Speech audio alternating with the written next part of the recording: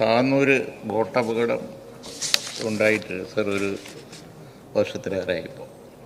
ഒരു ദുരന്ത മുഖത്ത്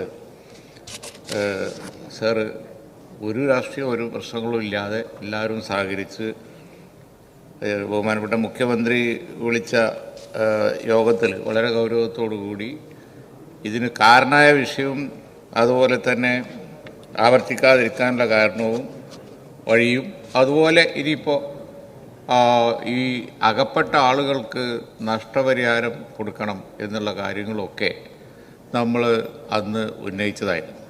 പക്ഷേ ആ ആരംഭ ശൂരത്വമല്ലാതെ അന്ന് കൊടുത്ത കുറച്ച് പണം മരിച്ചവർക്ക് കൊടുത്തു, ആ തൽക്കാലം കൊടുക്കുന്ന പണം പരിക്ക് പറ്റിയവർക്ക് കൊടുത്തു എന്നല്ലാതെ കമ്മീഷൻ്റെ ടേംസ് ഓഫ് റെഫറൻസിൽ പോലും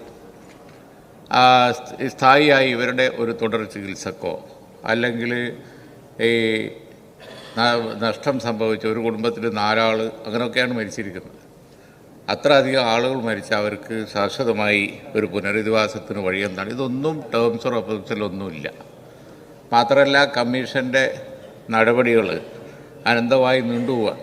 ആ കമ്മീഷന് മുമ്പിൽ ഈ വെള്ളം കുടിച്ചവരും അതുപോലെ തന്നെ വലിയ ഗുരുതരമായ പരിക്ക് പറ്റിയവരൊക്കെ അവരുടെ കുട്ടികളൊക്കെയാണ്, അവരൊക്കെ എടുത്ത് രക്ഷിതാക്കളൊക്കെ വരികയാണ്. അപ്പോൾ അതിനൊന്നും കമ്മീഷന് യാതൊരു ഉത്തരവാദിത്വം ഇല്ല. വേണ്ട വിവരങ്ങളൊന്നും ഉദ്യോഗസ്ഥന്മാർ കൊടുക്കുന്നുമില്ല. സർ എല്ലാം ഒരു പ്രഹസനായി നീങ്ങുകയാണ്. കമ്മീഷൻ തന്നെ പറയാണ് ആകെ ഇത് ഉണ്ടായത് എങ്ങനെയാണ്, ഉണ്ടാവാതിരിക്കാനുള്ള കാരണം എങ്ങനെയാണ്, ഇത് മാത്രമാണ് നോക്കാൻ കമ്മീഷനോട് പറഞ്ഞിരിക്കുന്നത്. സർ ഇത് വളരെ ഒരു നിരുത്തരവാദപരമായി കമ്മീഷൻ അങ്ങനെ പോവുകയാണ്. അതുകൊണ്ട് ഈ കാര്യത്തിൽ അടിയന്തരമായി ഗവൺമെൻറ് ഇടപെട്ട് ഈ കമ്മീഷൻ്റെ പ്രവർത്തനമൊന്ന് അർത്ഥവത്താക്കുകയും ഈ ഗുരുതരമായി പരിക്ക് പറ്റിയവർക്ക് അവർക്ക് തുടർ ചികിത്സ ആവശ്യമാണ്, അതിനൊരു പരിഹാരം ഉണ്ടാക്കുകയും ചെയ്യണം എന്നാണ് എനിക്ക് പറയാനുള്ളത്. ബഹുമാനപ്പെട്ട തുറമുഖ സഹകരണ വകുപ്പ് മന്ത്രി.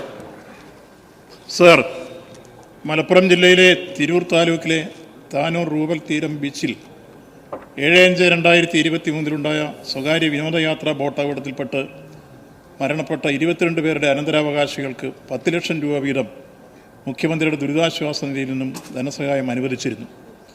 പരിക്കേറ്റവരുടെ ചികിത്സാ ചെലവ്, രക്ഷാപ്രവർത്തനങ്ങളുടെ ചെലവ് എന്നിവ വഹിക്കുന്നതിന് 25 ലക്ഷം രൂപ സംസ്ഥാന ദുരന്ത പ്രതികരണ നിധിയുടെ വിഹിതമായി അനുവദിച്ചിരുന്നു.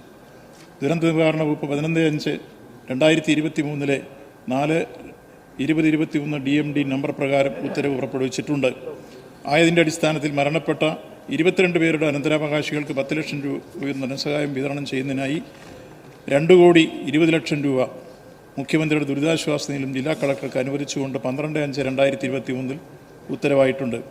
11/5/2023 4/2023 DMD പ്രകാരം ബോട്ടപകടത്തിൽ പരിക്കേറ്റവരുടെ ചികിത്സാ ചെലവ്, രക്ഷാപ്രവർത്തനങ്ങളുടെ ചെലവ് എന്നിവ വഹിക്കുന്നതിന് 25 ലക്ഷം രൂപ സംസ്ഥാന ദുരന്ത നിവാരണ നിധിയുടെ SDRF 224580 other miscellaneous relief expenditure എന്ന ശീർഷത്തിൽ നിന്നും മലപ്പുറം ജില്ലാ കളക്ടർക്ക് അനുവദിക്കുന്നതിന് അനുമതി നൽകിക്കൊണ്ട് ഉത്തരവ് പുറപ്പെടുവിച്ചിട്ടുണ്ട്.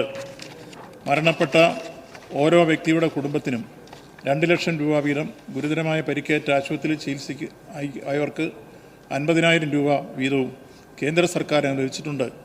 ഇതിൽ കുടുംബങ്ങൾ തമ്മിൽ അവകാശം സംബന്ധിച്ച തർക്കവും കോടതിയിൽ വ്യവഹാരവും നിലനിൽക്കുന്ന ഒരു കുടുംബത്തിലെ 4 പേരുടെ അവകാശികൾക്കൊഴികെ ബാക്കി 18 പേരുടെയും അവകാശികൾക്ക് മുകളിൽ സൂചിപ്പിച്ച ധനസഹായങ്ങൾ വിതരണം ചെയ്തിട്ടുള്ളതാണ്. കൂടാതെ ആശുപത്രിയിലെ ചികിത്സാ ചെലവുകൾ സർക്കാർ ഏറ്റെടുത്തിരുന്നെങ്കിലും ആശുപത്രിയിൽ നിന്ന് ഡിസ്ചാർജ് ചെയ്യപ്പെട്ടവരുടെ ചെലവുകൾ ബന്ധപ്പെട്ട ആശുപത്രിയിൽ തന്നെ വഹിച്ചിട്ടുണ്ട്.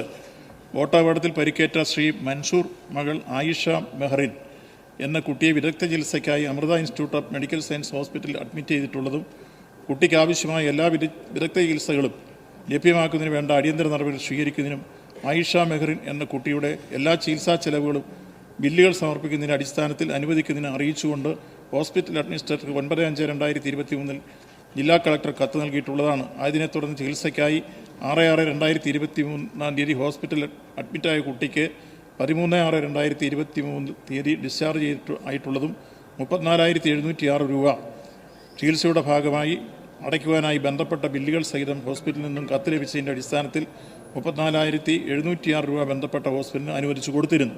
തുടർന്ന് ആയിഷ മെഹറിൻ എന്ന കുട്ടിയുടെ ആരോഗ്യസ്ഥിതി സംബന്ധിച്ച വിവരങ്ങൾ റിപ്പോർട്ട് ചെയ്യുന്നതിന് ജില്ലാ മെഡിക്കൽ ഓഫീസർക്ക് നിർദ്ദേശം നൽകിയിട്ടുണ്ട്.